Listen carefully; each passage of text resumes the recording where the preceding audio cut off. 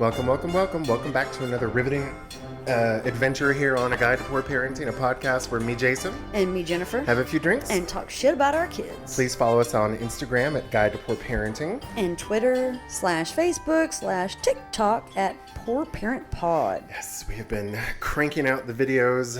Unfortunately. Poor Jennifer is having to record all these videos with me, but we appreciate it so much. Yeah. Just for you. Just for me. Yeah. Well, it's appreciated, and I love you for it. I love you too. Well, Miss Jennifer, we got a very special guest. We do. I'm excited. I am too. So we have been attending a support group through APAC, which is a non-profit supporting adoptive parents who adopted out of foster care, I think is what their mission is. And there's a support group we've been going to for years now. They even let me go before I adopted. Yeah. And they don't usually do that, they said. So that was kind of cool. Zay and I have been going since we started in 17, I think, is when we got Jess. We started a little bit right when we got Justin.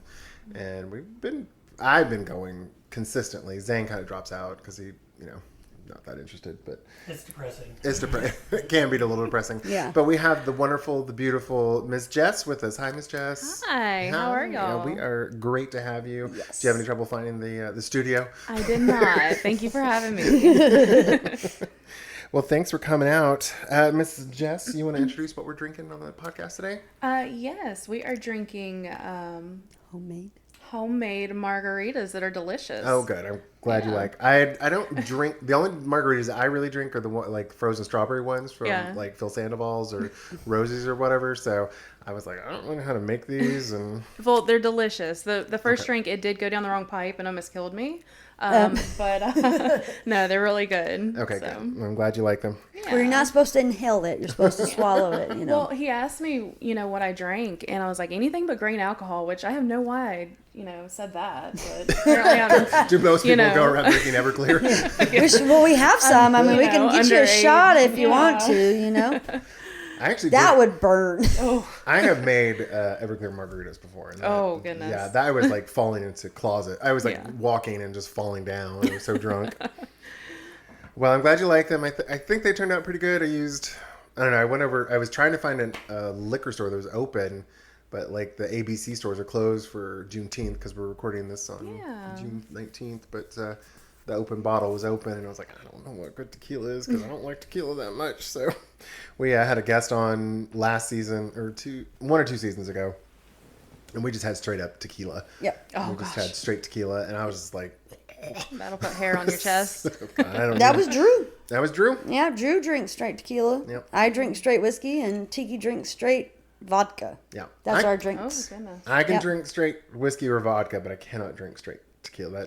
That agave is don't like it. But either way, well, I'm glad you like it. I'm glad you could join us. Yes, I'm excited. Yeah. So you are married to a lovely gentleman named Santos, if I remember. Am, yes. How long have you and Mr. Santos been married now?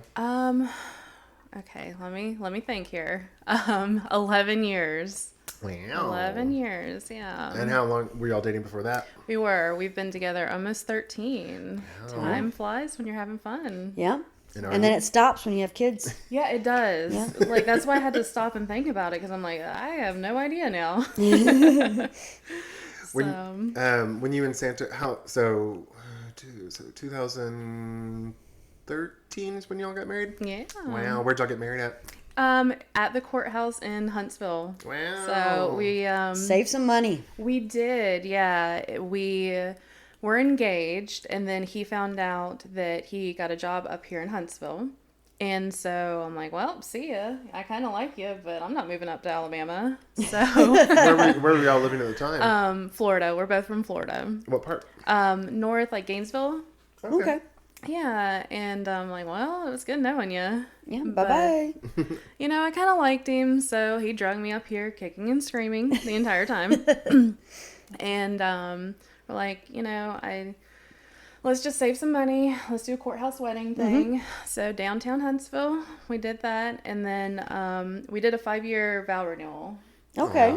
We did that. And where'd you do that at? Down in Florida. Okay, so you got your kind of wedding with the guests and stuff like that with that? Okay. That was fun. That's awesome.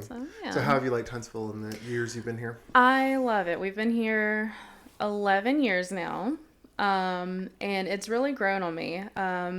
We moved out to Athens 4 years ago, but, just the general area I've grown to love, and we'll be here forever. Okay. So. Are you still out in the Athens area? Yeah. Oh, okay. Yeah. Zane's mom and sister live out in East Limestone area. Yeah.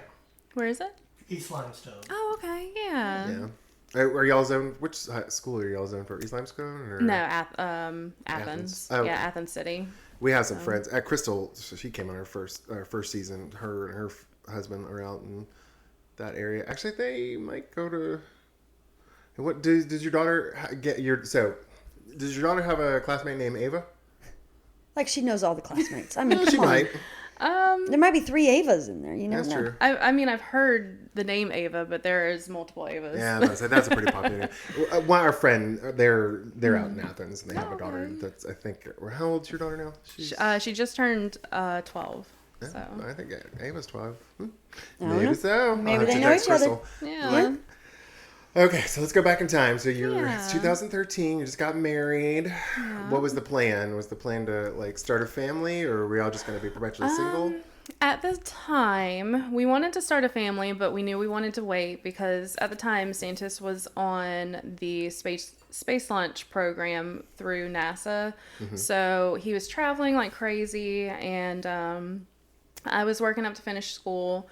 So I'm like, we'll just wait a couple years. A couple years turned into more. And next thing we know, it's like 5 years, 6 years down the road. And we're like, okay, we should probably try to start a family now. And then he starts traveling more, and we're like, oh, we'll hold off. And then 9 years come up, and we're like, all right, let's try to start a family now. It's been like 9 years. So we start, trying, and obviously we run into some issues. We run into infertility issues. Oh. And it's okay. Everything happens for a reason. Yeah, Zay and I had infertility issues too. Yeah, I'm sorry. That's okay. Yeah. I have a very hostile womb.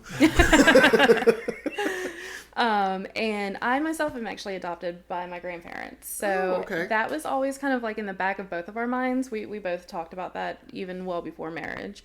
And we kind of looked the fertility route, and when we saw the price of it. Oh, yeah. And talked to one of the Huntsville doctors that I won't name, who was a complete asshole. Uh-oh. I'm like, let's look into the option route. Call him out. Our 12 listeners are going to be like, yeah, get them. So. How much? Not to be too.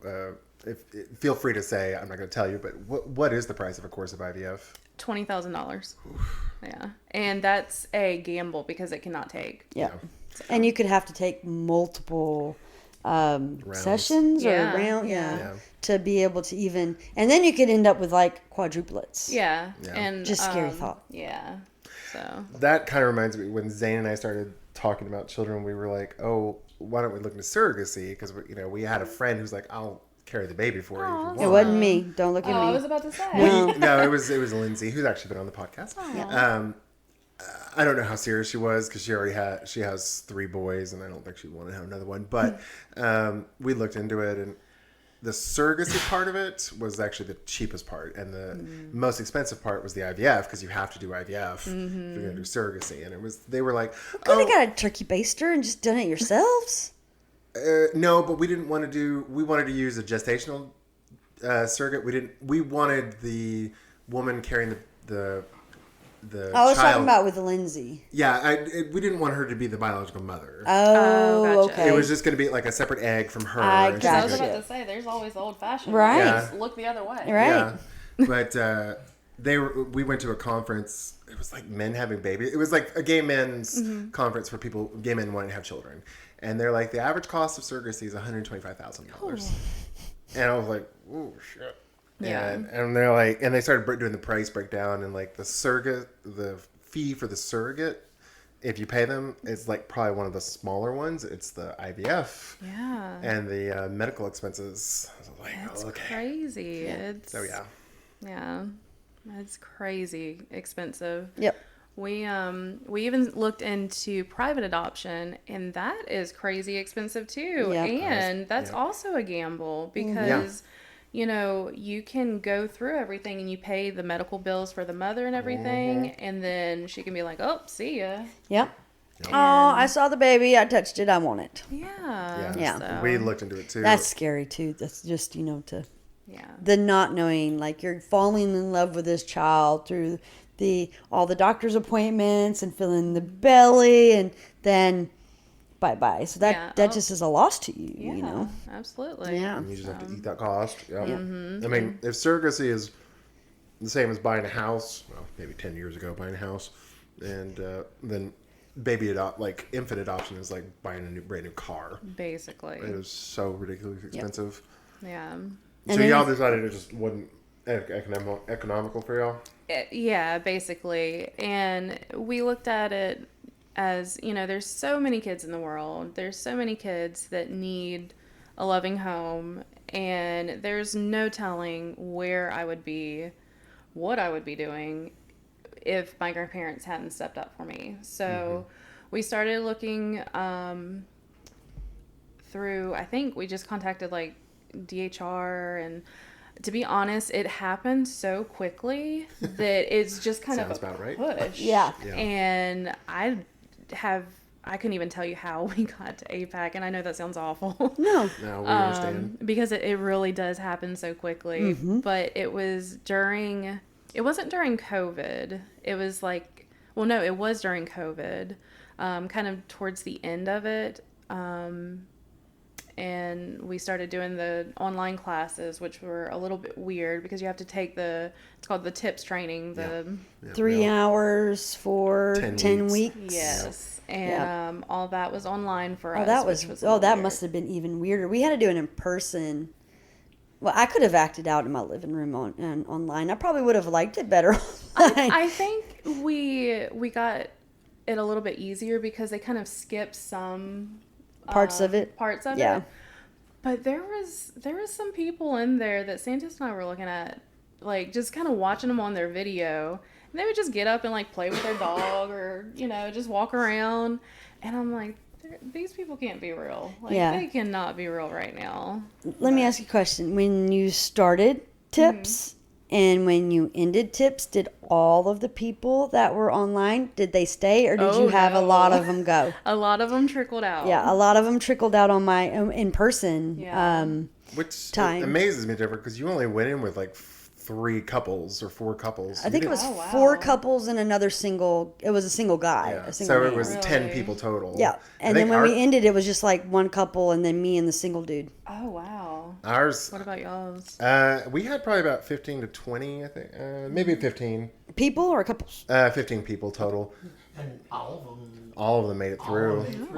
But I know I've met at least 2 of them afterwards, and neither of them ended up getting kids. Yeah. So did y'all, when y'all started the whole thing, did y'all look into foster care, or were y'all going to do straight to adoption? So we wanted to just do straight adoption, and it's kind of funny, like our whole story kind of, I don't want to say went sideways, but like what I had envisioned is not what we ended up with at all. I don't think it ever is. Yeah, that's funny. Or that's very true. We went in and we're like, oh, we want a really young 1 kid, just as young as you can get them, just 1 kid. And as you both know, we have a preteen and a 4-year-old sibling pair. So, and we actually had to end up fostering them before we adopted them because we had to do a legal risk because their mom's parental rights, or their birth mom's parental rights weren't provoked yet. So when Zane and I started looking into doing this process, he was at first like, I don't think I could get attached to a kid and then let him go. I think now he probably changed his mind.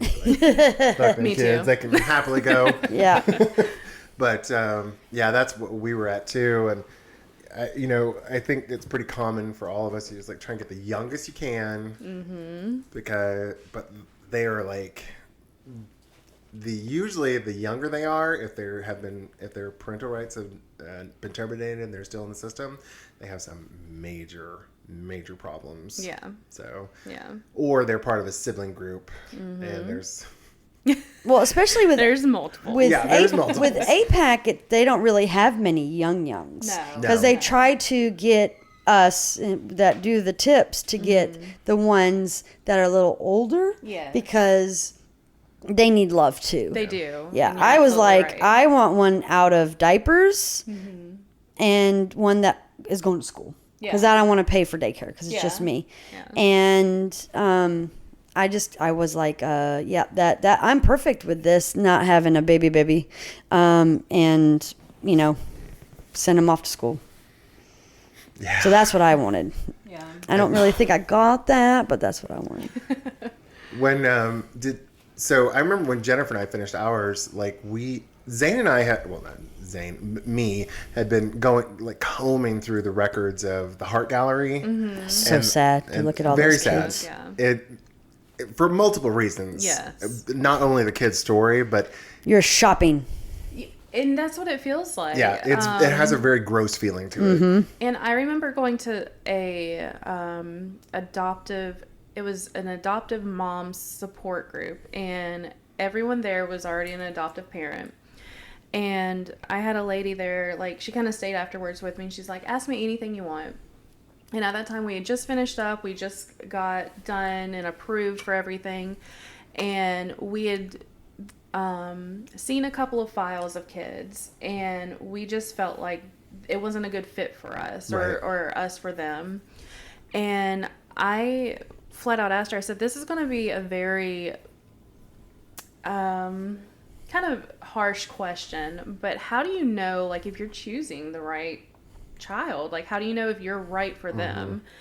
And she kind of looked at me weird, and she's like, you just know.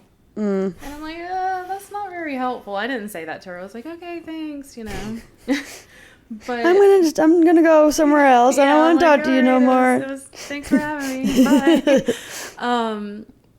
And I, like, looking back, I kind of see what she means, because once we met our kids, like, you do have kind of a sense of, like, a clicking feeling. Yeah. Now, granted, it still feels like you're playing house with a stranger, and you're babysitting, and until you get comfortable and until time, goes on. But, yeah, it was very strange, and it is very hard, like, combing through the files and reading these heartbreaking stories and the nibs, which is the non-identifiable background summary. Those are heartbreaking. Yes. Oh my goodness. And a lot of times, DHR, they do their best, but they fluff them up a lot. Well, especially the videos that are on the Heart Gallery, those things are so fluffed. Yeah. So fluffed. Yeah. Because, I think Justin was like reading and doing dishes in his, and he's like, I don't really like to read. Yeah, I remember his video. He's like, oh yeah, I like to read stuff like Shakespeare. And we even asked him, like, what the fuck was that? Because it was like, you barely, like, he could read, but it was like, I know you don't like reading Shakespeare. He's like, I was just thinking it would help me get adopted. I'm like, at least you're honest about it. I would assume your kids, since they were kind of already still in foster kids, didn't have like a Heart Gallery video or anything? No, they didn't. And they actually, so we were their fourth home. They came to us because the house before us, they were going to adopt them, and then they just decided that they just didn't like them anymore, basically. Like, the woman literally said, I can't deal with her anymore. Oh, wow. Yeah. To her? Kind of? So did they tell her that they were going to adopt her? Oh, yeah. I hate that shit. That just bothers me so much. So there's, there's that. Yeah. And I wholeheartedly believe a lot of the trauma that we're dealing with, that we're trying to break down the walls with Juliana, stems from that household. Oh, yeah. So I'm sure abandonment issues are ripe. Yeah. Right. Yeah. Well, 4 houses, and then one says they're going to adopt you, and then they don't adopt you, and then they just say, I can't deal with you. Yeah, that's just... Yeah. That happened to Wesley, too. Yeah. Yeah. I remember you saying that. Yeah, and that's why it bothers me so much. I can't see looking at a child and be like, I don't like you. Yeah. You're too I mean, I don't like him right now, but, it's a different... he's my kid, so, Whatever. Yeah. But So were the placements they were in before? Do you know if they were pre-adoption placements, or were they just strictly foster care? The first was family, and then they just kind of left town. Oh gosh. They're like, we're moving out of state. We don't want to deal with it. Oh gosh. Yeah. I Poor take it you're babies. not in contact with that part of the family anymore? no. Oh, okay, good. And then the second one was foster care. And then when it kind of transitioned into, it looked like she was about to lose rights. The third home was Pre-adoption. pre-adoption, and that's when that Yikes. happened. Wow. Yikes. Yeah. Those adoption disruptions are rough, though. Yeah. Because Zay and I we met this one kid who was like 10, maybe 10 to 13, somewhere in there. But just a handful. We could tell he was going to be too much for us. And we never, we just met him once. He spent the night with us, but there was never any oh, hey, we're going to adopt you. Yeah. So it was on the way back to taking him back to his foster mother. I was just I was hanging out in the back, and then Zane took over driving, and I was just weeping in the front seat because I was just so heartbroken. But I just knew, I was like, we just cannot. Yeah. It was too much. Yeah. So. But if you look at the bigger picture, that's what's best, because think about it. If you tried pushing what's best aside, and you ended up saying, oh yeah, we can handle it, and then I'm not saying it wasn't for the best. I know it was, but it was just heartbreaking as hell. It still is. So So did you see any kids before you got your babies? Did not, no. So DHR just kind of said, hey, we have these 2 kids, or how did? So we looked at a couple of files, and we're like, I don't know. And then they sent us an email, and they're like, hey, I know that you're looking for straight adoption, but we have this special case. And those assholes sent us a picture of both of their pictures. Oh. And they sent us the cutest photos of them. Of course. And they knew what they were doing. Oh, yeah. Of course. They had us hook, line, and sinker. And, their nibs were all fluffed up, and, everything was great. And I had on rose-colored glasses, and I'm like, oh, yeah, 2. Gio was, he just turned 2 at the time. And Juliana was... 10? No, she was about to turn 9. Oh, okay. Or she had just turned 9. And, so then... I was like, yeah, we could do this. And Santos was like, are you sure? That's a lot. Because keep in mind, it's going to be you at home with them. That's a lot on you. Yeah. I'm like, oh, yeah, everything's fine. Everything's fine. Look how cute they are. So we did a lot of, meetings with everybody. We talked with, their social worker, who was a social worker. It's the nicest way I've ever heard someone say that. She was very young, or is very young, and she was just too attached, in my opinion. But again, not naming names. Nicer than ours. Yeah. And it kind of snowballed, but it was different because since Juliana was still in school, we met them in March. We started doing visits in April. But I would drive all the way to Fort Payne and pick them up and then drive back. And they didn't have a driver for you? They were supposed to, but they, no one told me. So I was driving back and forth. Oh, yeah. They'll let you break your bank. Oh, yeah. And oh, okay, yeah, we could have done that. But yeah. Stupid question, because I'm just not a native to Alabama. Where's Fort Payne? Is that Mobile? 2 hours west. An hour. West. Oh. Northwest. It's Scottsboro and then west. Oh, okay. It's basically on the Georgia line. Oh, shit. So by Mentone. Oh, okay. I like Mentone. It's pretty there. It's pretty. It's a pretty drive, but... Yeah, that's a lot. Yeah. And with a 2-year-old and a 9-year-old, it's a lot. Of strangers, basically. Yeah. And so, the first weekend that they come to spend the night, there's a little festival downtown Huntsville.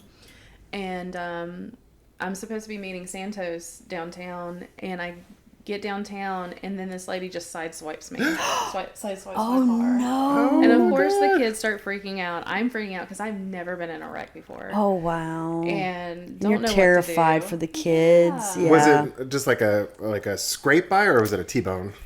It was like a scrape by because she went to change lanes, so it wasn't too bad, but it was enough to like jar the car and like you know. And so that was, you know, that set off our weekends of them spending the night. Right. But afterwards, each weekend it went a little bit smoother. Well, that's good. How many weekends did you get with visit-wise? We did 4 or 5 until she got out of school, and then basically the foster parents were like, "Here's her crap. See you later." For the summer. Yep. Yep. Yeah. Wow. At least you got 4 or 5 visits. That's pretty good. Yeah. Jennifer and I both had 1, and then. Oh wow. Well, I met him in Birmingham. Had 1 weekend visit, and then they're like, his foster family's moving away, so he'll either go to another foster home, or he's with you. And I'm like, oh. And my best friend died around that same time, and I'm like, I don't know if I can do this. And then, you know, they talked me into it. And so I took him. And then I had an 8-year-old. And I didn't know what to do. After school, summertime, what do we do? Like, where does he go? Luckily, Jason had gotten Kalia like a week before. And he already had her set up. So we just followed him and did it that way. Yeah. If it wasn't for him, I probably, I would not probably have adopted. Yeah. Just because he's my person, like when they just randomly close school because the weather's going to be bad and it doesn't get bad, he's the person that watches him, so I can work, you know. Yeah. So yeah. Bad influence.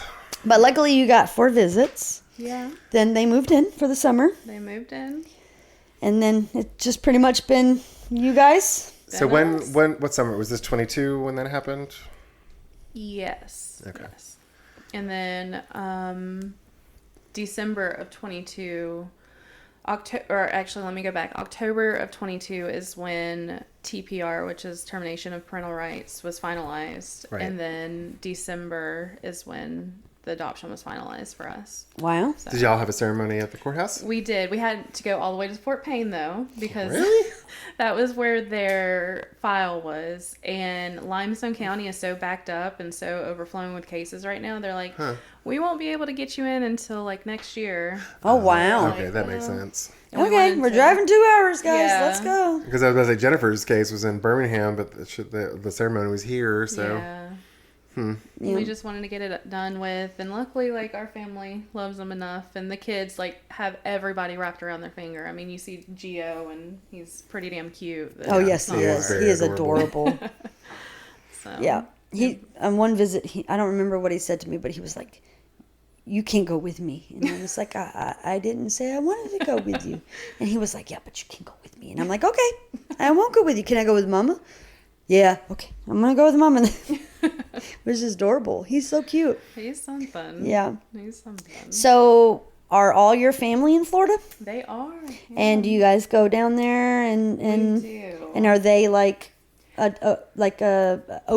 open to them? And Yes, and you know, it's funny. So my grandpa, you know, obviously accepted them with open arms, and they love him. They call him Papa, and he's 84, and he can't really hear them. So Gia just runs amok, and Juliana is just whatever. And he lives on the farm, so she's head over heels about that. But Santos's parents, and his brother and our niece and nephew, it's like they just meshed with their cousins instantly, and it's crazy.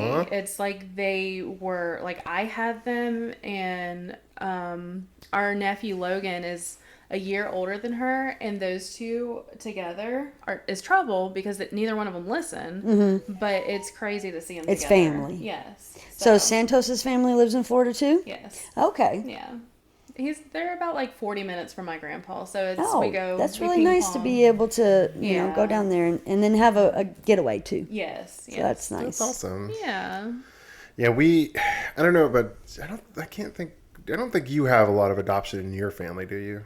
I don't think I have any adoption in my family. We have, my brother's adopted, and I have an aunt who adopted her son. So we've got some adoption, so it wasn't super, it's always, like, it's interesting. Some families are, like, super open about adoption, and some are like, oh, that's not my blood. I can't love them. And we were worried about that, especially because Gio is biracial. And that was actually one of our concerns. I know that sounds silly because Santos and I are in a biracial relationship. But my grandpa being older generation and, you know. From Florida. Sorry. No, you're completely right. Florida man. Yes. And on a farm, I mean, you just put two and two together, you know. You get it. And no, they saw those babies, and instantly, I mean, Gio's got everybody wrapped around his finger. So babies have a tendency to do that. Yeah. Even like old racist white people will like, you got a mixed race grandbaby. It's like, okay, that's my baby. Yeah. What they look so similar though. What is his ethnic background?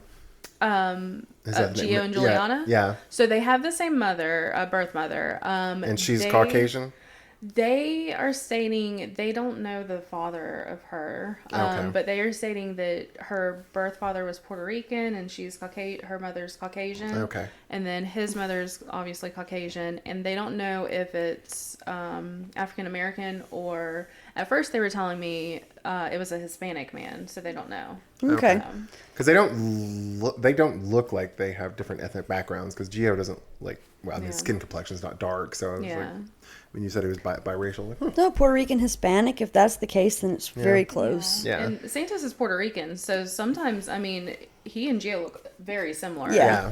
So I mean, they look like they could be your biological children. Yeah. So well, That's awesome. good. Yeah. Do y'all have any contact with the biological family at all? We do not. I do know enough that they are relatively close in the Albertville area. Okay. And I kind of keep an eye on that just because I know that Juliana's going to have questions when she gets older. Mm-hmm. And, you know, I don't ever want to hide that from her because I know she's going to, even if I say no, she's going to go probably behind my back. And I don't want that. Yeah. So I want to be open with her as much as I can and answer any questions that I could. But no, we don't have any contact. Did you have any problems with the TPR? Yes and no. The entire time it was not denied. She rebutted. What's the legal term? Appealed. Appealed. Thank you. I promise I was a smart person before kids. My mind has just turned to mush. Oh, yeah. I think all of ours has. You have a child, it just sucks the brains right out of you. Yeah. It's just kind of like the sleep Words thing. are hard, is what I say. Yes. So it was appealed. Not because of the mom, because she was failing drug screens and everything the entire time, but because of her attorney, because he was still getting paid through the state. So he was just appealing as much as he could. So he could get paid. So he could get paid. Oh, wow. She wasn't even showing up for the court. That's fucked up, for real. Yeah. Oh, my God. So. I hate people like that. Yeah. That is perverse horrible. system. Yeah. You know, especially for those kids. Yeah. But luckily, it finally happened. Yes. Behind us. When did you get them originally? Like live with you? Summer of 2022, and then December they had adopted. So that's not too long. So that's okay. Yeah. But it's still scary. Yes. When you get all the pills and you keep going and you keep going, that's scary. It was a very stressful time and trying to figure out like I said, I had the rose-colored glasses on, and I'm like, oh, I could do this, and then I get in it, and I'm like, oh shit, I don't know what I'm doing. I can't do this. Cheers to that, my dear. Yes. Well, and again, feel free to say we're not going to talk about it, but do we know why the kids were removed? So when Gio was born in 2020, he was born with THC in his system, and she tested positive for basically everything under the sun. Wow. So, then, That'll do it. That'll do it. They initiated, programs, and she just didn't want to do it. Yeah. So. Do they have any other siblings? They do. There's an older sister who lives in Mexico, supposedly, with her father. And then there's a new one that neither of the kids know about that was born 2 days after our adoption was finalized. Wow. So, and that baby was born while she was testing positive for everything. Oh, gosh. I feel like if you are losing your babies left or right, the state should be like, here's a free IUD. Please take it. Well, I think don't quote me on this, but I think it's like a certain amount, and the number is pretty high in the state of Alabama. It's like 8 or something that you have to have your kids taken away 8 times until they do something. Oh, wow. That is crazy. Yeah. Wow. So Juliana kind of grew up with her doing the drugs and all of that. She saw all of that. Yeah, she's seen a bunch of stuff, and like every now and then she'll like open up and tell me a story, and I'll have to just do the straight face. It's really hard to do that too. It is. And then not try to like question at them to say who did this and who did that, and, you know, and or you just know that's not normal, right? Right. Yeah, it's really hard to do that. Yeah. And you're just like, oh, okay. Would you like to talk about it more? Yeah. No? Okay. Well, if you ever Yeah. do, I'm right here for you. I've had to do that a few times. That's hard. Yeah. Yeah. Did she ever say anything about like doing drugs? No, she did open up one time to one of her friends that her older sister made her smoke pot when she was like 8. Mm-hmm. And then luckily her friend was very close to her mom and felt the need to tell her mom. But at the time that was like right when she moved in, and she wasn't opening up to us about anything. So I just let her counselor know, or her therapist know, but I didn't let her know that I knew. Gotcha. So would it have been the biological sister, because she was in 4? So she was in 4 foster homes from 8 to 9 when you got her. Mm-hmm. Oh, damn, that's a lot. Yeah. And the biological sister is from another dad that Juliana grew up with, and they were like, hey, you know, would you like these kids? And he was like, nope, peace, I'm taking my daughter and I'm getting out. Yeah. So I mean, I don't know what I would do in that situation. That's a hard one right there. It's kind of hard to be like, oh, let me get my crazy ex-girlfriend who keeps popping out babies to take her babies. Yeah. Oh, that's hard. So yeah, it's kind of, you know. Yeah. So you got them in December. Yeah. Right around Christmas. Yeah. So 2022. Yeah, 2022. All right. So you've had them a year and a half now. Am I doing my math right? 2.5 years. Oh. No. 2022. No, year and a half. You're right. Yeah. It'll be 2 years in December. Okay. Yeah, I'm sorry. Yay! I did math right, because math is hard as well. Math, just things are hard. Yeah, that's true. That's true. So, year and a half, and you've learned a whole bunch of new stuff about them, have you not? I sure have. That's not in the nibs. That's not in anything that they ever told you about. Isn't that the craziest thing? You're like, oh, okay, these kids are wonderful for these nibs, and then you're like, wait, there's something going on here. There's darkness here. Yeah. Well, not necessarily darkness, but like, well, darkness of the kids' life. Things that nobody talks about. Yeah. Well, and then things that are mental. Yeah. That you have to get diagnoses for. Because they're like, oh, yeah, they don't take any medicine. And then by the time you get them, you're like, oh, wait, we got to get diagnosis. And now you're on, 4 different pills or whatever. Foster parents don't be like, they're fine. We don't care. Yeah, everything's wonderful. Yeah, Wesley had no problems. And then I get him and I'm like, oh, he's got to get tested. There's problems. Yeah. This is amazing that y'all do this podcast, and I always joke that I'm going to write a book that's like titled "Why No One Tells You That Kids Suck." Yep. Hey, if you need some inserts, I will help you. Definitely. Cheers. That is it's just because you're learning. Yeah. And then you think you know who you have, and then it's not that at all. And then you have to relearn, because now they show their true colors. And then when you think you're like got the cusp, they're changing because they've hit like a different stage. Right. And then it's like start all over. Oh, right. And they regress. Yeah. Oh, yes. They turn from bright, sweet 10-year-old or 8-year-old. 11-year-olds into monsters at 11 and 12. Yeah. Well, Miss Jennifer, would you like some more margarita? I mean, I'm almost done. I can take some more margarita. Yes, please. Oh, let me sip this. We've been having Jess talk this whole time, so Zane has been filling up her margarita. But Thank you, baby. you're welcome. But yeah, like they really no medications for Wesley. Yeah. And I met that child at the McGuane Center in Birmingham, Alabama. Jesus Christ. Have you ever been And- there? Yes. Well, That is insane. the social worker, it's like, hey, Wesley, this is Jennifer. Jennifer, this is Wesley. I'm going to go shopping. And just left me with him. She's like, we'll be back at 5. Oh. And I'm like, oh shit, now I am responsible for this 8-year-old Yeah. At an insane at a place that is like 4 stories high, I think. Yeah. And I was like, please don't run amok because Yeah. I don't know you.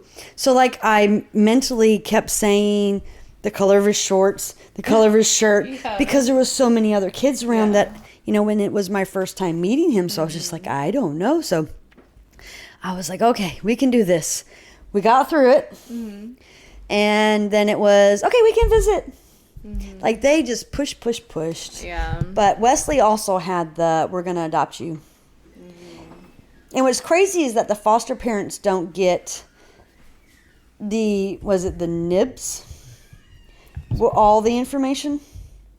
Really? Is nibs all the information, like of their background and no, and it's stuff? just kind of a summary. Yeah, that's what they have. what is the one you get when you like are about to adopt? That's the nibs. Okay, well they didn't apparently have the nibs. The family that was going to adopt Wesley. Right. Sorry. I thought I made that clear. My bad. Margaritas. So they didn't have, I guess, that information that was in the nibs. And then they got it, and then they were like, we're not going to adopt you now.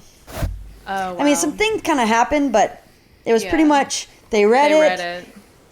Then he was in the car, and they were like, we're not going to adopt you. And then he threw a ball at the front of the car, and they just dropped him off at DHR. So, I mean, Oh. you're told you're going to be my forever home. Yeah. That you're going to be my mom and my dad and That my you're sister. safe, And and that you I'm don't have to safe. And then, worry. bam, back at DHR. Jeez. So when I got him, and I was like, our foster period was up because you have to foster before you adopt. Yeah. Is it 3 But- months? I think That's it was 6. Yeah. wasn't No, it? it's 3. 3. Oh. Okay. Well, that's the... You 60 have to have them days. 3 months before you can adopt them. Yeah. Oh, it just took so long for us to adopt because it was COVID time. Yeah. But so he fought the adoption so hard. Yeah. Like packed his stuff up and was just like, send me back. Oh. And I'm like, fuck, I So don't know you what to couldn't hurt do. him first. Right. And Yeah. I was like, I don't know what to do. So I came over here crying. I was like, I don't know what to do. What do I do? Got through it, adopted him. And now July will be 5 years that I've had him. Wow. Yeah. It's crazy. I say that time slows down. It feels like it does. But then when you look back, you're like, oh, it's a long time, 5 years. The days are long, but what is it? What's that saying? The suffering is intense. Something like that, yeah. Yeah, I don't know, especially when you have I mean, I'm not sure how Juliana is. I know you've said a little bit in support group and you can talk as much as you want, but it was just like with Wesley, it's like, it's not only does it feel conversely like it's been a year, but it also feels like it's been 100 at Yeah. the same time. Yeah. You're just like, Yeah. I'm so worn out. Just watching Jennifer be so worn out all the time. But it's like, it's already been 5 years. I'm like, God damn, that went fast. Yeah. You Yeah. just don't realize it. So as, I know I'm not going to talk too much about what we talked about in support group because it's your story, but like, how have they been since the adoption? Like, did they fight the adoption, or were they was Juliana pretty cool about it? She was pretty cool about it. She was kind of like Fort Knox, like so shut down about it. Because I think, like, even now, I think that she still kind of questions, like, if her mom is going to come back, like her birth mom is going to come back. Because she still, 2.5 years doesn't say the mom word, which I completely understand. She doesn't say that I love you. she'll show emotion to us, of course, and she shows affection, but that's still a very like triggering area for her. Yeah. She was excited and like she wants to have that family, and she loves for us to be a family together and like do things together, and she'll always make comments like oh, I love when we're all together, or like here lately I've been driving Santa's to work because I hit a mailbox, or not a mailbox, a trash can. Oh, so good my car job. has been So in the now, shop. since you've had kids, you've now had 2 accidents. When you didn't have kids, you had none. Yes, actually, That's the craziest thing. It was 3 because I got rear-ended last year. Oh, shit. So Good with them in Lord. the car. Oh, so Jesus it's their fault. It Yeah, is their it is fault. so their fault. I'm gonna blame them anyways. Yeah, they're the bad voodoo. So anyways, and she's like, you know, I like all of us riding together. It's different. And so she'll like say stuff like that. But I think she's torn because she still feels guilty that, you know, she's missing her birth mom, which is completely understandable. Yeah. You know, you've had this person in your life for 8 years. Well, technically 7. I think she was 7.5 going on 8 when everything kind of happened and she was moved out. And then you're just expected. She's called it playing house with strangers before. And in a sense, I mean, Yeah, it's that's very right. accurate. Yeah, and it's a very mature statement for a 12-year-old. 12-year-old, Yeah. you know, 11-year-old at the time. Do we know if she was parentified? With like, was she responsible for Geo? Because mom was like high as a kite, or So Gia was never with birth mom. oh, He was born and taken right away. So he okay. went to family members, and then she kind of watched him, you know, around with cousins, and then she liked to play, you know, like big sister. She was very motherly. But they've kind of gotten to an age now where they do nothing but fight. And it's crazy to see. Like, normal sibling fighting, yes. But, like, there's 7.5 years difference between them. And they fight constantly. Like, right now, they can't even be in the same room for, like, a second. And they bicker at each other. it sounds like my husband and his sister. Oh, my Well, my husband goodness and my gracious. granddaughter, too, sometimes. But I'm like, y'all just get away from one another. Leave each other alone. Don't even look at one another. Yep. Yeah. Hopefully that'll change soon. I hope so. Yeah. If She's- not... I mean, like, especially with foster kids who've been in the system a bit, like, there's a delay. So Yeah. even though Oh, they yeah. are, like, 7 years apart, there's, Yes, you know, they she's- probably are yes, emotionally closer together. Yes, emotionally, she's, you know, a little bit behind. Yeah. And that does come out a lot. And we have to remind her, you know, hey, be the bigger person. You're 12 years old. You're fighting with a 4-year-old. Don't become 4. Well, he's looking at me. Well, Then that's you becoming 4. yeah. Yep. Our Kalia, anytime our sisters are over, because we have joint custody with Kalia and her mom, our daughter, but our daughter has 2 younger children, and they'll come up every now and then, or like once or twice a month, but Kalia is so used to being an only child, Oh, yeah. so she is exhausted by the time they leave. And I can't blame her because so Yeah. fucking am I. They are, well, they're because they're toddlers. 2? No. They're 3. almost 4 and Oh, 2. 4, okay, 4 and 2. Yeah. Wow. So- And they just take everything off the shelves, and you have to They're busy. you have to watch Yep. them, and they're very, very busy. They're rambunctious little girls. Yeah. And will happily dump all the salt out of the salt shaker Or onto the floor. take the litter out of the litter box and make a litter angel in the Oh. floor. So That's fun. yeah, Yeah. so yeah, we're all exhausted by the she time. ends up hiding in her room midway through the visit, Yeah. Yeah. just to be like, I need to get away. I remember we had them we had all 3 girls, Kalia and her younger 2 sisters, one weekend, and by the time the 2 had left, I told my husband, I was like, I don't want to be touched. I don't want to be talked to. I don't Don't wanna be look at left- me. Don't Yeah, look at me. don't I just want look to be at me. left alone and not touched. And I was like, Yeah. oh, It's not you. Yeah. It's just You know, it's funny because especially right after the kids moved in, I had to teach Santos that, like, because I'm a stay-at-home mom now, and Gio, he's a mama's boy, and when he was younger, he would just be climbing all over me, and I would just get so overstimulated because I go from, just myself, and when Santos is traveling and I have the quiet house to myself, to these two kids, which is, I was, expecting that. But then to be touched constantly, and then mama, and again, I signed up for it, but it's still exhausting. It's a lot, and I'm trying to tell Santos, like, just don't even look at me. Just give me 10 minutes. Don't even look at me. Let him crawl all over you while I just lay here in this bed by myself, please and thank you. But then nope, he comes on to mama. Yeah. So. And you're mama, and you're there. Yeah. So that's the. Yeah. Instant connection is because he's like, okay, you're my mama now, so I'm gonna just climb all over you. And there's Dad. Yeah. He left. Okay. Yeah. He's here. Okay. But you're mama, so. Yeah. And the sucky thing is, in like 5 years, you'll miss it. Yeah. And that's what I keep trying to tell myself. Yeah. So. That's how she gets through it. Yeah. 5 years, he won't touch me. Okay. Yeah. Yeah. And margaritas. Yeah. There you go. Good friends. Yeah.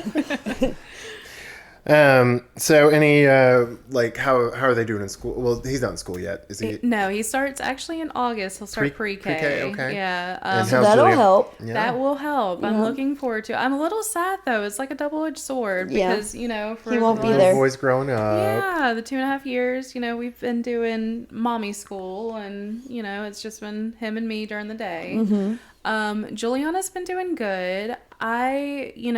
Last year was my first year with having a kid in school. So I'm trying to learn the stuff with her. But she went to an intermediate school, which they only do 4th and 5th grade.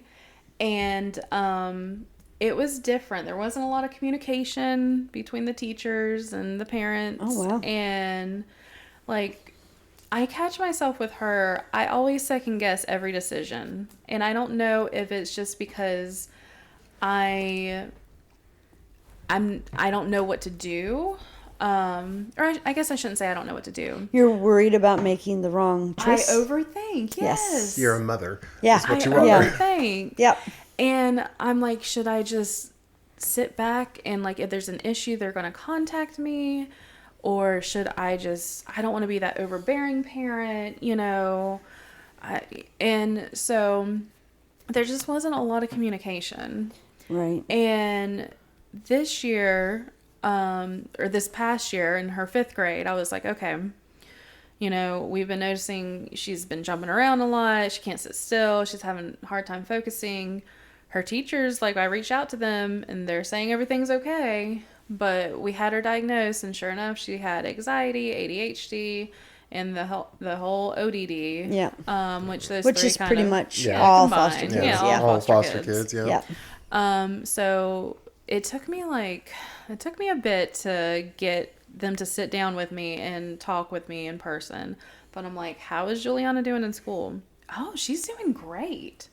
Really? Because she's a completely different kid at home. She's anxious and she has trouble making decisions. I see her, y'all don't assign homework, so I make her do homework. I'm that bad parent, I make her read, and I see her struggling reading, a below grade level book. She's about to be in middle school. I know she's going to struggle next year. No, she's doing great. Of course she talks and is chatty with her friends and is boy crazy, but, nothing abnormal than any other kid. And I'm like, I'm not worried about any other kids. I'm worried about my kid, and what y'all are saying here isn't the same kid that I'm seeing at home. So there's obviously something. Right. So. Does how are I don't know, grades are a bit of a stretch, but we get report cards. Are their grades fine? They don't do grades. They do, I forget what they call it. Basically, if they're on level or not level. If they're meeting standards or not meeting standards. Do they do they must do standardized testing, right? Well, they do, yes. And she is a little bit under grade level. And so that I brought that to their attention. And they're like, oh, well, the areas she hadn't learned yet. She was in it was 4th grade testing, and she hadn't learned that yet. So she'd learned that afterwards, and I'm like, that makes no sense. No. So what's an intermediate school? So it's just 4th and 5th grade, and they have 3 different teachers. They have a math teacher, and then a for one class, and then they have an English and social studies, literature. no, I think just an English teacher, and then social studies and science teacher. Okay. So is this a special school, or is it an Athens thing? I guess or, it's just an Athens thing. Yeah, because we don't have that in Huntsville. I never heard of it until. So it's just pretty much 4th and 5th grade. Yes, and it's to transition them it's to make the transition into middle school a little bit easier. That they're not like, okay, you have 6 classes, you're changing all day. There you go. So they have 3 classes that they change and. Yeah. Okay. When do they start middle school? 6th? 6. Yeah. Okay. Because we start Usually. But I mean, like with our elementary school, with the one that Clea and Wesley go to, they're there until 6th grade. Yeah. Oh, so And that's not normal. Yeah, in There's Florida, only a few Huntsville schools that go to 6th grade. Most go to 5th grade, and then 6th grade is the beginning of middle school. In Florida, we call those community schools. Like kindergarten through 6, we call them like community schools. That sounds kind like, of I don't know. My memory's so bad I can't remember what I did. Yeah, the majority of the elementary schools here in Huntsville are K through 5. Yeah. And then middle school is 6th through 8th. That's what I did when I was here. I'm an Army brat, so it's back and forth, yeah.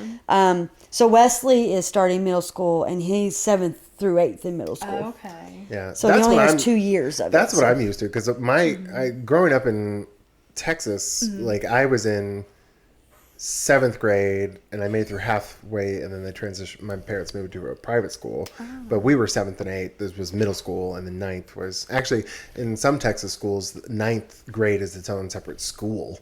I've heard Oh of wow, that. that's a lot of freaking schools to have to go through for a parent. Yeah. Yeah.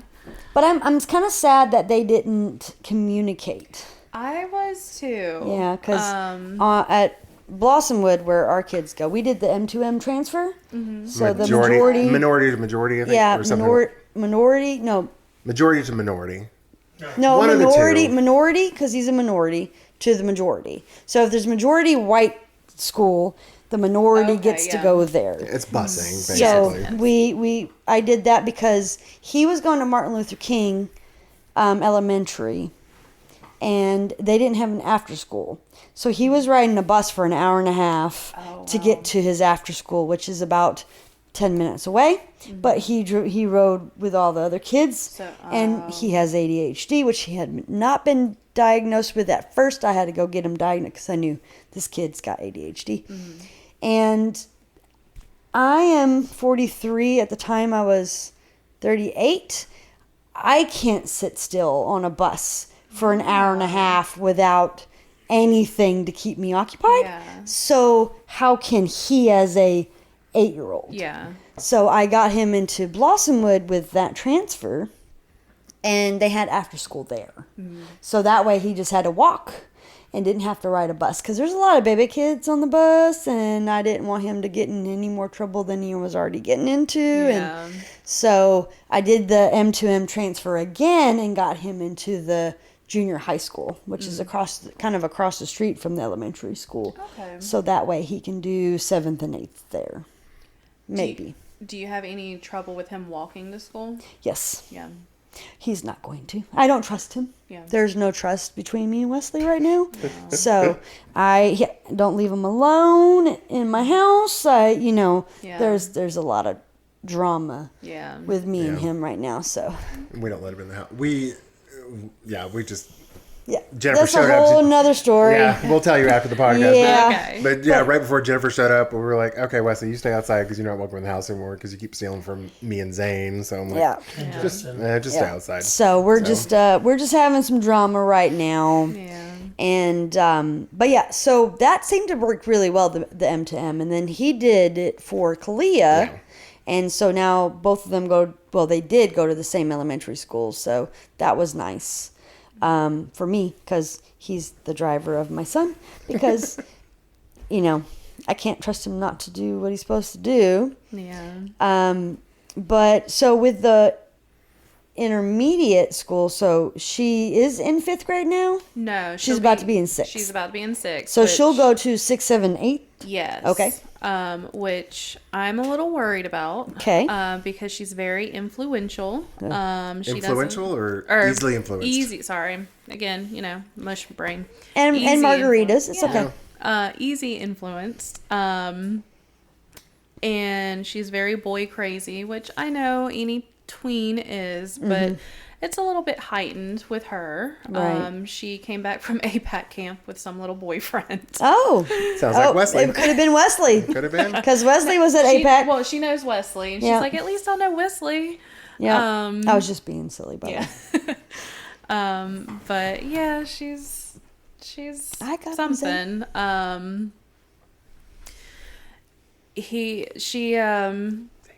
She just is too worried about popularity contests and she's what a she tween. looks like. Yeah, she's a tween. And she just wants to fit in a little bit too much. Yeah. So. And that's, I just think that's a coming of age for Oh, all yeah, girls. absolutely. That's just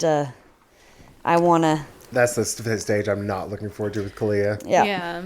She's starting to exhibit those insecure, like, you remember that phase where it's like you feel like everybody's looking at you. Mm-hmm. She's starting to get there. Oh my goodness, and I don't look forward to it. Yeah. If I have to tell Juliana one more time, nobody is staring at you. You look fine. You're beautiful.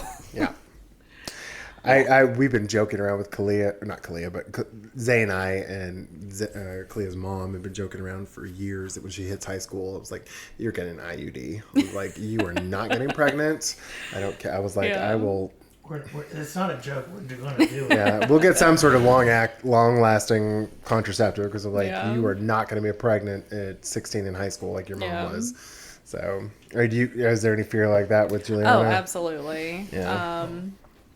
Absolutely. So I actually was talking to a neighbor yesterday, and I was like, yeah, we're going to talk to the doctor here. Not soon, but soon enough about, birth control and Juliana, because it's going to be a thing. Intimate question. Kalia has already started her menstrual cycles, has Juliana? She has, okay. And she let me know. Well, that's good. But now she kind of hides it, because she's just very, I don't want to say embarrassed, but she's just like very private. Yes, that's a good word about it. Because I wanted to kind of keep track, not to be weird, but like just for the doctor. Yeah, he's got the calendar on his phone to be able to be like, okay, Kalia, you need to start packing your bag full of pads because this is what's going to happen. Yeah. Just because you have to be able to help them. Yeah, exactly. Because they're not keeping track of that shit. They don't know. Kalia's had at least 3 accidents at school, so I just want to make sure she's like, here, it's coming up soon. Yeah. If you feel tired, the next day you're going to be started. Yeah. But she likes to hide it. Did y'all were y'all warning her ahead of time? I got the silly little books, and she would read them a little bit with me, and then she'd shut down because she's like, oh my gosh, that's gross. And and I'm like, it is. Yeah, it really is. But I'm like, well, honey, it's no fun being a woman. Yeah, and she didn't want Santos to know. She's like, don't tell Santos. And I'm like, well, he's gonna have to know. Yeah. Yeah. So. Now, when she hides it, is it like hiding pads in places? No. She just doesn't tell me, and I'm like, Juju, you gotta let me know, because I bought her pads from Costco, so she's good for life. Half a year. Yeah, she's good till she graduates high school. Yeah. So it's not like I have to go out and buy more pads, but I'm like, you need to let me know so I know when you start, and it's just for the doctor, because the doctor will always ask you when your last menstrual cycle is. You need to know. Have to be able to tell them. But, and I forget all the fucking time. And then they look at you like, you idiot. So you're such a nice mother. I'm just a kind of not crass, but I'm also bold as brass. Because Kalia, I'd be like, all right, girl, are you bleeding or not? Because I was like, I need to know. And Yeah. she's like, I don't talk about my period. I was like, we're going to talk about your goddamn period. Talk about your vagina. We're going to talk about your uterus. You're And going your to get used to it. boobs and Yeah. everything. We are getting to the point with Gio where we're trying to teach him parts and like what to respect people's personal space and what's okay to touch and not to touch. Because he doesn't know personal space. He's very, when I say handsy, like he's not going to go up and like grab somebody's boobs, but like he just. Not cognizant Yes, of space. yes. You know? And so the other day I was giving him a shower and he's like, I have a penis. Or he didn't say I have a penis. He's like, I have a pee-pee. And he's like, where's your pee-pee, mommy? And I'm like, well, mommies don't have pee-pees. They have vaginas. And I was fully clothed, by the way. I'd like to say that. And I mean, kids walk in on mamas taking showers all the That's time when they're true. babies, That's especially. true. There's no, it's, there's no judgment That's on that true. right there. And like, you know, boys have penises, girls have vaginas. We went through the whole Kindergarten thing like cop. that. Kindergarten cop. Yep. And it kind of clicked with him. And then he named some of his friends. He's like, Junie and Jasper have vaginas? And I was like, yeah. And they're like the same age as him. And then he goes, well, Teen, which is their mom, which is my best friend, Teen has a vagina? And I'm like, yeah, Teen has a vagina, I think. I mean, I hope. I mean, I don't know. and so it was funny, like him just naming off people, like so-and-so has a vagina, so-and-so has a pee-pee. So That is cute. That's cute. Yeah. Well, I think we're at a good transition spot. Yeah. So we've been talking to Miss Jess. Now it's time for snack time, ladies. Or Miss Jennifer, what have we been snacking on?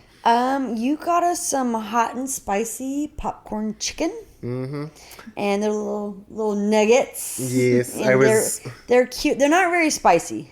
Yeah, they're white people spicy. Yeah, they are spicy. white people spicy. But yeah. I was walking around because the last interview we did was with my mom. So this it'd be about 3 episodes ago from when this airs. But Publix has. I was just like, I went and I found these little stuffed potato balls with cheese and bacon, and they were really good. And I was like, ooh. When Jess comes, I'll have to see if I could, because you were like, oh, I want something savory. I was like, okay. If you had said sweet, I would have gone to Krispy Kreme and gotten some donuts or something. But yum. but I was like, well, let me see if what Costco has. They didn't even have the stuffed potato things anymore. So I was like, I was like, well, shit. So I went to Gordon's over on University, to see what they have, and their like hot food section was shut down. And I went to Walmart and they didn't have anything good. So I'm like, well, let me go to Publix again. And they had this popcorn chicken. I'm like, all right, it's something. I don't think Jess will mind. It doesn't grow. It's not like the most appropriate thing when you think of margaritas, but it's like whatever. Hey, anything is good. It's a good snack time. All right, so we've had our cocktail, we've had our snack time. Now it's story time. Miss Jess, we asked you to hold on to in the back of your brain if you had a little story about Juliana or Gio or even your own family. Got any stories? Let me see. I'm panicking now because I can't think of anything. Has Juliana gotten into your lipstick and smeared red lipstick all over her hand and then pressed it to the back of the closet wall? Because Kalia did that to me. So one time, have you seen like the viral video of like somebody took the toilet paper rolls and like put them on the toilet, the toilet smoking? Oh, yes. So one time, I think Santos did that to the kids and was like, guys, something's wrong with the toilet. And he's like freaking out because he's very like, if something's broken, he's going to fix it. Right. So, and they like both thought it was hilarious. Well, Juliana like does it like every other day now. And at first we're like, okay, we get it. Like Dad just did that like, you know, a couple weeks ago. But she'll do it like, she did it just 2 days ago. And she'll start laughing and she's like, guys, look, it's the toilet's smoking. And everybody's just like, even Gio's like, Juju, you just did that the other day. It's not funny. And so. When you said the toilet paper thing, have you seen that other prank where mom or parents were like, hey, sweetie, can you grab me some toilet paper? Yeah, and they smear the chocolate like pudding on him? Yeah. That's what I said. I was like, oh, that's fucked up. But okay. I thought about doing that to Gio because, He hasn't done it in a really long time, but we have an Alexa in like every single room of the house. For now. Yeah, for now. I did at one point. Yeah. And they're all gone except for the one in my room. Let me knock on some wood. I'm just saying, if you start getting charges. Well, I turned that part off. Well, somehow he got the Amazon Music subscription. Oh. And now he's, yeah. Well, And I was like, shit. yeah, I was going to say, he was over here a few weeks ago and Kalia was cooking something. I was like, oh, tell the Echo to start a timer. And she's like, she called Alexa. And I was like, where's the Echo? And I went outside and Wesley had taken our kitchen Echo and put it on the grass and was just listening to rap music. I was like, okay. Yeah. Well, resourceful. Yeah. Yeah. That's a word for it. Yeah. We'll take your story. We'll take your word for that one. So you wanted to do that to Gio. The chocolate pudding thing or Nutella. So which I know chocolate pudding because you don't waste Nutella like that. Never mind. Yeah. So I called him. Like we use that to wake him up in the morning, and he'll run downstairs and like I'll go to my restroom and like get ready and brush my teeth and stuff. But beforehand, he would like bust open, and how our bathroom is, we have our main bathroom door, and then our bathroom, like the toilet, has its own door. And he'll bust in, and I'm still like half asleep, and he'll sit on my lap like while I'm using the restroom, and I'm like, Gio. And then he loves his mama. Yes. Something fierce. He is mama. Like, just mama. Which, again, in 5 years, I know he won't do that. Hopefully, knock on wood, because well, I mean, in 5 years, we're going to have an issue if he's 9 years old sitting on your lap. Yeah, definitely. Then it won't be cute. Yeah, it won't be cute no more. But, yeah, I thought about doing that, but I'm like, I don't know. It might scar him a little bit. He's 4. He's such a clean freak, too. Like, oh, yeah. He would burst into tears. What he thought was poo on him. We take the dog's water bowl, and we fill it with we have like a water pitcher in our refrigerator. Brita, yeah. And we use that to fill the dog's water bowl. He will not drink out of it because he thinks it's the dog's water. He's like, that is the dog's water. And I'm like, no. And I've, showed him. He will not drink out of it. That's so funny. He's kind of a clean freak. He is. Yeah, definitely. Don't do it to him then. Yeah, I think he would freak out. Jason wants to do it to Wesley, and I'm like, yeah, go ahead and do it. Definitely. Yeah. Oh, good Lord.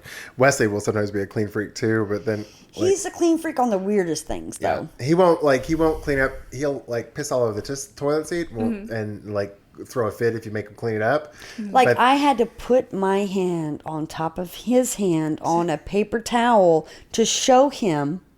Then I bought him gloves so that he doesn't even have to touch it. Yeah. But then one day, and I'll let Jason tell the story. We were burning some wood in the backyard in the fire pit.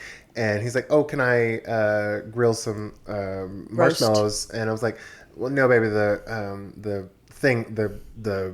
skewer is not clean, or we didn't have it, or it was broken or something. He's like, I'll just use this stick. And I was like, well, that's dirty. He's like, no, it's not. And he popped it in his mouth. Oh. And I was like, ugh. I was like, that's gross. So, like, there's, in his brain, I guess, there's different levels. Yeah. I don't know. It's his own pee, and then something that other things maybe peed on. So yeah, it's the weirdest thing. Well, he probably doesn't think that things pee on sticks. So we told him. Wow. And he was like, "It's okay." Yeah. I'm like, "Oh, okay." Get that stick out of your mouth, child. You don't know what. You don't know. Rabid raccoon has been like scraping its butt. Pooping on it, like you never know. The moss on the like the little red bugs on the moss. I mean, he doesn't. Well, the thing is that he does not think. Yeah. He just does. He just does. Juliana. That's Juliana. That's the ADHD thing, the impulsivity. Let me just do this so I can get my way. Oh. Yeah. Know all about that. And it just doesn't make sense. And then I try to make sense of it, and then I go a little crazy because I can't make sense of it. And it's like, why can't I make sense of this? Does he ever rebuttal as you're trying to explain to him why he's wrong or like what he did was crazy? I know. Oh, he says I know so much. I told him I don't want him to say I know no more. Yeah, we used to hit him up. We used to smack him upside the head when he said I know. Because he did it so much that I was just like, pop, like, a little tap, tap. Yeah. And I'm like, if you keep saying it, everybody around will. So he doesn't do it so much now. Now it's okay, and then chill. Don't tell me to fucking chill. You're going to make me even more mad if you do not. If you say that, I mean. Mine is bra. Bra is the worst. I tell Juliana, I'm like, I am not your bra. So Juliana does it too? Ugh. I didn't realize girls did bra. Oh, yeah. Oh, Kalia does it to me, but I do it like back to her and even more cringy. So I was like, what's up, cuz? What's up, bra? I was like, show me your bra. I just try to make it cringy. The way he says it, sometimes it's bra. Yeah. So I'm like, dude, I'm wearing a bra. What's up? And then he'll stop. I've said that to her and she stopped before too. Yeah. Because it's come out bra. Because it doesn't sound like anything. Yeah. And I'm like, I am not your bra because I'm wearing one. And if you want one, I'll go buy you one if you want a cross dress. And then he's like, no, you know. Because he has been girl crazy ever since I've gotten him. Really? The first time he ever called me mom was at the summer program at 8, like right when I got him. Mm-hmm. He came into the car and he's like, hey, Mom. And I was like, oh, he called me Mom. Yeah. You know, I was like, oh my God, he called me Mom. And then it was, I got a girlfriend. Fuck. Really? You got really high and then really low. So I tell them they're girls that are friends. I was like, you don't have a girlfriend until you have a job and a car and you take them places. Yeah. Mama taking you to school or her to school for a dance is not a date. Yeah. Whatever, Mom. Yeah, and that's what I get. Yeah. Okay. Yeah. Chill. Man, that pisses me off so much. Yeah. These kids. They are why we drink. That definitely. Yes. I think that's a good transition. That is a good spot. Why we drink. Well, thanks for all 12 of our listeners. Hey, Ben. Hi, Benjamin. Thanks for listening. He doesn't like Ben. Oh, sorry. So don't do Ben. Sorry. Benji? How about Benji? Benji's okay. Oh, Benji's just not okay. Ben. He doesn't like that. Sorry. How about little bitch? Well, he might like that. I don't know. Well, to all our 12 listeners, thank you for listening to another episode of A Guide to Poor Parenting. If you have any funny stories about your kids, or if you need some bad parenting advice or have any ideas for topics, please email us at guidetopoorparenting@gmail.com. If you like our podcast, please give us a 5-star rating on whatever platform you're listening on. And if you don't like our podcast, just like when our kids ask why they have to go to summer camp, even though they spent the last 9 days rotting away in front of the TV and getting progressively weirder. Tough shit. Get the hell out of my house. Go to camp. It's okay. It's fun. Damn it. Bye, y'all. Bye, guys. Thank you, Jess. Thanks, Jess. Thank you.